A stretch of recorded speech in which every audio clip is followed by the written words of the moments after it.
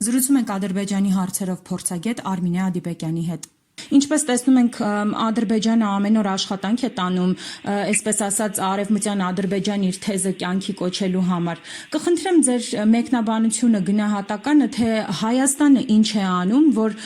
կանխի այդ աղետը, որովհետև պատկերացնում ենք, եթե ադրբեջանցիները Հայաստանում ապրեն, ինչեր կարող են տեղի ունենալ։ Այդ հարցի հացիատերը ես չեմ, այլ Հայաստանի Հանրապետության իշխանությունները, որովհետև իրանք գիտեն ինչ են անում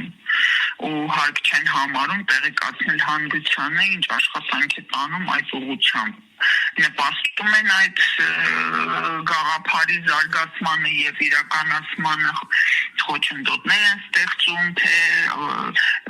բացի թողի են արել, ոնց կստացի, այդպես կստացի։ Ես տեղյակ չեմ ինչ են անում Հայաստանի Հանրապետության իշխանությունները, մնացած ուրիշ ոչ մի կառույց այդ ուղղությամբ աշխատանք չի կարող կատարել։ Տիկին Ադիբեկյան, դեպս արդյունավետ։ Իսկ որքանով են մտահոգիչ այն տեղեկատվությունները, որ մենք տարբեր կողմերից լսում ենք, օրինակ ասում են, որ Հայաստանից արխիվային նյութեր են տրամադրում Արևմտյան Ադրբեջան կազմակերպության ղեկավարին, նաև նոր քարտեզների մասին է խոսվում, որտեղ պետք է հին տեղանունները այսպես նորից վերհանեն եւ նշեն, թե ովքեր են այնտեղ ապրել։ Սրանք որքանով են մտահոգիչ եւ եթե իրոք այդպես լինի, ինչ հետևանքներ կունենան։ Նյութերով փոխանակման մեջ ոչ մի բան չկա, նորմալ պրոցես է ակադեմիական ոլորտում, ի վերջո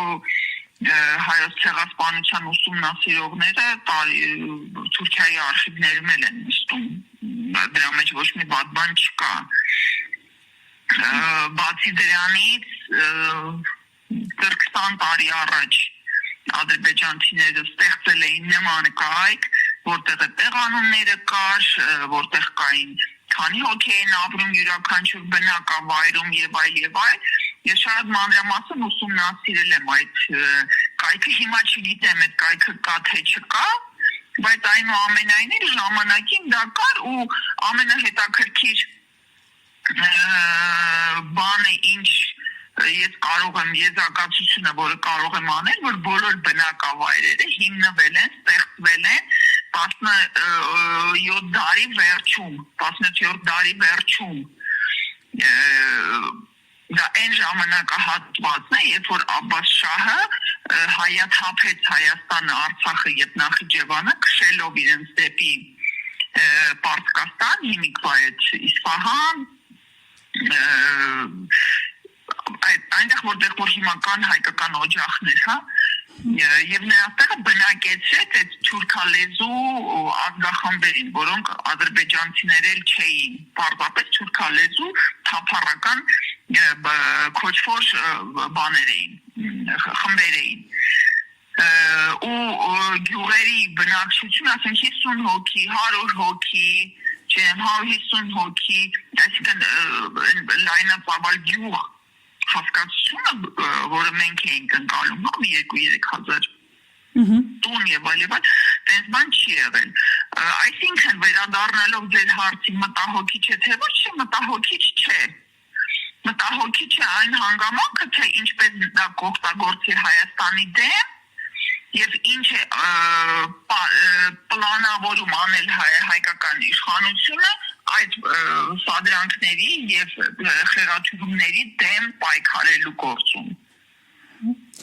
Տիկին Ադիբեկյան, եւ եթե ամփոփելու լինենք, իհարկե մենք ամեն ինչի մասին այսպես խոսում ենք, ասում ենք վտանգավոր է եւ այլն, բայց շատերը վստահաբար իրական հողի վրա չեն պատկերացնում, թե դա ինչպես կարող է լինել։ Հիմա եթե ամեն դեպքում ադրբեջանցիները կարողանան այստեղ վերաբնակեցնել ադրբեջանցիներին, ինչ հետևանքներ է դա ունենալու մեզ համար։ Ուրեմն նայեք, Հայաստան գալու են լծվեն 100,000-ավոր հայատյաց ագրեսիվ տրամադրված խմբեր, որոնք չեն ստանալու հայկական քաղաքացիություն կամ կստանան, բայց որոշակի պայմաններով, նրանք լինելու են արտոնյաց կարգավիճակում,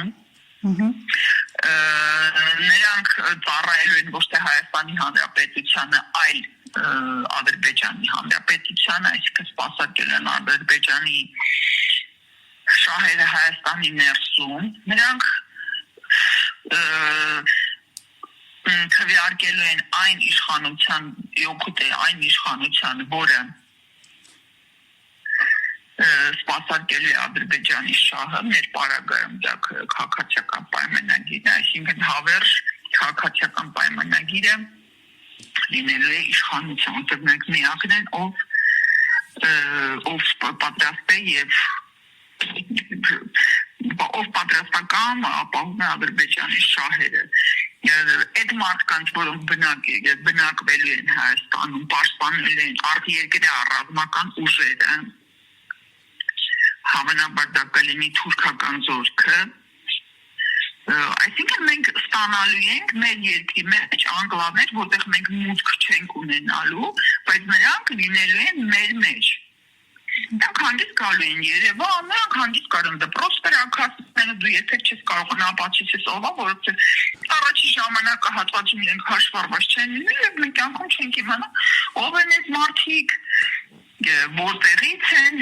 եւ այլ, այսինքն մենք ստանում ենք թշնամի ոչ միայն ԿՊ-ի դեմքով մեր երկրում, այլ նաեւ հողի վրա 300,000 ադրբեջանցիների տեսքով, որոնք 30 տարուց ավել դաստիարակվել են, ձևավորվել են հայատյացության գաղափարախոսության ներքո։ Տիկին Նադիպեկյան, եւ եւս մեկ հարց, մենք այսօր հնարավորություն ունենք այդ վերահաս աղետը կանխելու։ Այո, հունիսի 7-ին չքվեարկել Նիկոլ Փաշինյանի օգտին։ Նիկոլ Փաշինյան չեն լինի այդ գաղութները, հա, ու ամենակարևորը, որ 50 տարի հետո, երբ որ նրանք արդեն կհաստատվեն, կբազմանան այդ անվտանգության հողի տակ 50 տարի հետո նրանք ռեֆերենդում կհայտարարեն եւ կասեն, որ մենք մեր հողով միանում ենք Ադրբեջանին։ Շնորհակալ եմ մեկնաբանության համար։